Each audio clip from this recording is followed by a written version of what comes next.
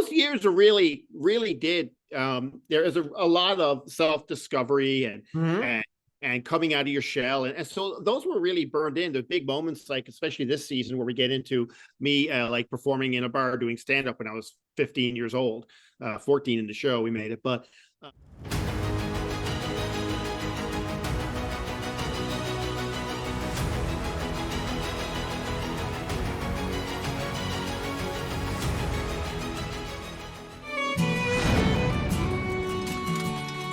we all write our own origin story. We're in grade 9. Grow up. Mr. Critch, you need glasses. Glasses? Me? No, no. I just think the chalk is just a little soft. You're embarrassing me. Because he doesn't need you anymore either.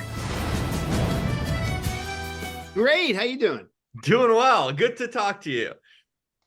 Great to talk to you. Thanks for taking the time. Absolutely. Where in the world are you? Are you I actually? am in Halifax, Nova Scotia. Okay, working so on you another are TV series at the time. Yeah. you are close to the origins of the show, basically. Yeah, I'm a province over. Yeah, Newfoundland is off the coast. It's an island, a large island actually, off the coast of where I am now, pretty much. I learned some geography from the show because I had no idea it existed. I knew about Halifax, Nova Scotia, but I thought that was the end. It doesn't go any further. I think it's like I thought it was like Greenland begins somewhere around there. I didn't know there was actually a place even further up and off the coast that actually had like people and like communities. I was kind of blown away. I did look this up, so Yeah, we're in between kind of next stop Greenland yeah. and Iceland, all the land places you want to keep together, Newfoundland, Greenland, Iceland. But yeah, people might know it from the Broadway musical Come From Away. About 9/11, a lot of planes were diverted to Newfoundland and Labrador, and the population of a small town here tripled overnight while all these people were stranded there, and they took care of them. So that's kind of a well-known story, and but hopefully with this show, more people find out about it. Yeah, it'll be a spot now. People will be looking at real estate out there. Yeah. It's kind of wild. Your career, not only are you an accomplished comedian and just an actor and everything, but did you ever in your wildest dreams say like, yeah, I'd have a book about my life and then a TV show with multiple seasons too, Mark? You know how hard it is to get one season of any show, but you're talking about a third season and potentially more. That's wild. Did you ever imagine you'd be in this place in your life? Absolutely not, and I kind of feel like it's the kind of thing where if you set out to do it, sometimes it won't work out. But if you you sometimes it's a real lesson for me in write what you know, or making something really personal. When I wrote the book, it was very, very personal, and then a lot of people started liking it and connecting to it. And then the show, it's very personal, and it's about this small place nobody knows about, and it's about my family that people wouldn't know. And then sent out the script to Malcolm McDowell, and he loved it because he connected with it. And Benjamin Evan Ainsworth, who plays me, young guy, he was 12 at the time, he really connected with it. And though a real reminder that no matter where things are set, no matter what decade they're in, no matter who's involved, those core things in life, does she like me? I'm being bullied. I feel like an outcast. They really cross boundaries, and at the end of the day, we're all the same. Mm-hmm.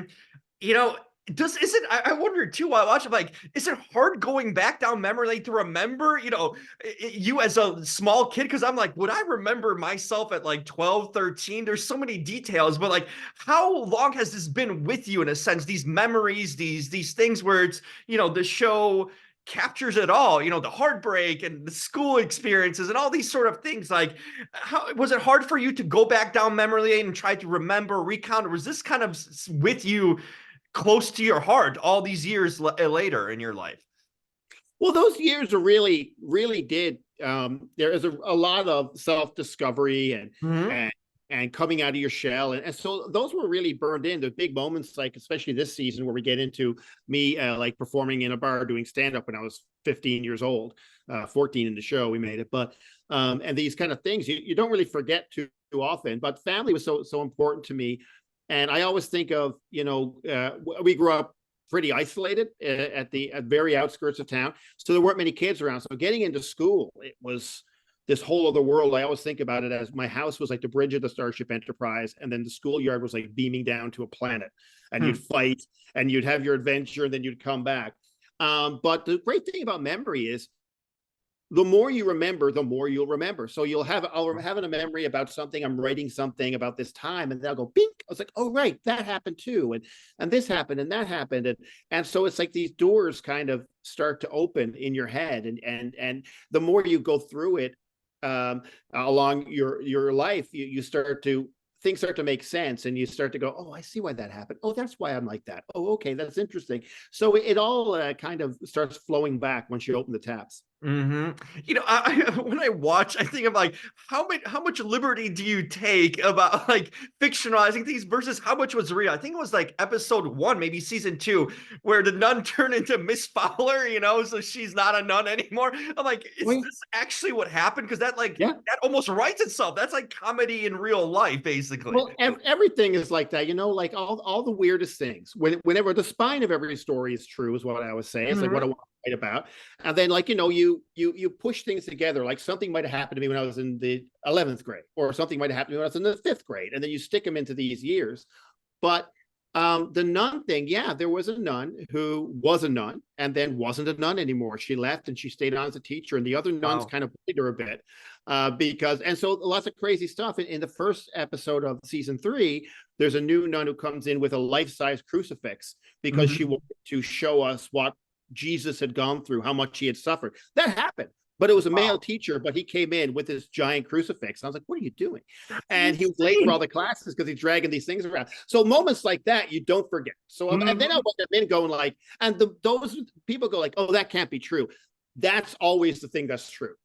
Because you can't write, there's no match for reality, Yeah, that's amazing. Now I know, like when I watch things, like, this actually happened, in that way. Because I was wondering about a few points here and there in certain episodes, but that's amazing. That's right itself in that way. How far do you have in mind for the show to go? I mean, obviously, it all depends on if the networks pick up or whatnot, but how much story do you have? It's your life. So technically you can go, season 33, which you, in your 40s or whatnot. But like, how much do you have for this sort of story that you in your mind that you kind of have planned out and that you want to tell with this character, with presumably Benjamin playing him? How much do you have kind of lined up in your mind that you're ready to write and, in a sense, bring to the world? Well, I would love it if one day we have to cast someone to play you so we can do this interview. That would be great. Yes. Because, but definitely it would be great to get him out of high school and have that graduation scene, which would make it 6 seasons, which is generally when most shows wrap up, After that, there is one more season I could do because something really interesting happened then. And life changed a lot. But really, I think if we get to 6 years, I will be delighted. But hey, we're at season 3 now. If we get to season 4, I'll be delighted. So I just like to know in enough time to kind of wrap things up in a pretty bow. But so far, things are going really well here in Canada. It's doing very well, and it's doing okay down in the States. So let's hope for more.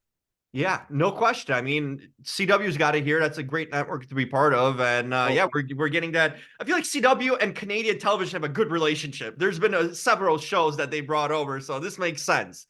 Yeah, the C in CW is Canada now, I think. It could be, yes.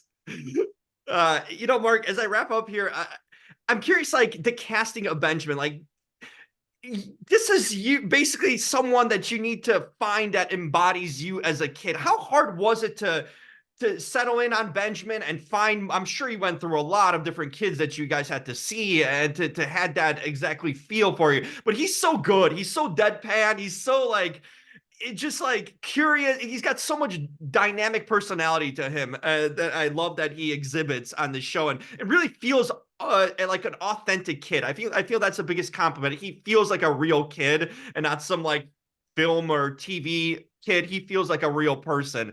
Tell me how you ended up kind of settling on him. I thought he was a great choice overall. Well, we saw kids from all over Canada and all over the States, and a lot of those kid actors, I think, had kind of like a Disney quality, I guess, where everything was. I know what you mean. Yeah. And they were very much acting as kids, and they kind of like came in like, I'm going to be adorable, which is great. But for what we wanted something, who could play a lot of emotion, play dramatic, and also kind of be more understated. And Benjamin we had all these kids audition from the UK and Ireland, and he was number 3. I remember it well. I got to him and I was like, oh, he's the best kid I've ever seen. And I stopped watching and I wrote our casting people and I said, it's number 3, right? And they're like, yeah, it's number 3. Wow. So everyone knew it. That's amazing. And I was like, could he get, he had just done a big Netflix show and he was Pinocchio in the Tom Hanks Pinocchio and stuff. And I thought, oh, are we going to get him? And we had a great chat. And the great thing about Benjamin is his parents are fantastic, wonderful people who are real partners as well. And the whole family is there with him all the time and sitting next to me when we're filming and stuff. And they're all lovely people. And we've become very close. So that's great. Like a talent that big. And he's just a wonderful, wonderful person. He and Malcolm get along so well, despite that giant age difference between 14 and 80. We couldn't be more blessed to have him, and he's going to have a huge career, and he's going to be like Spider-Man and James Bond or something one day. And he'll be the last paragraph of my obituary saying, Sir Benjamin Evan Ainsworth is very sad. Mr. Critch was found in the apartment eaten by cats. And that'll be the last line of my obit. Hey, at least he played you, So yeah, right. That'll be the thing. They'll be like, hey, that'll be a trivia question. There you go. Awesome. I mean, congratulations on season 3. Like I mentioned, it's it's a big deal to have 3 seasons in television. A lot of shows would kill for that. And so you're going strong. People are watching. Season 3 on a CW here this Thursday, January 26th premiere. So it's a good night to be on television too out in the States. But keep up the great work, Mark. You're a creative guy and it's fun to see. I'd imagine it's like a lot of people's bucket list to have your life play out on screen, and you're part of it too. You're on the show actually. So yeah. Thank you so much. Really appreciate you taking the time. We'll try to get to that season where they're casting me. So yes, I'm gonna go. Yeah, so I'm going to have a look at maternity wards now. Yeah, and so that person will be your age by the time we get to air. So don't worry. Works with me. I'm signing off on it. Talk soon, Mark. Take care. All the best. Bye now. Bye-bye. Thank you.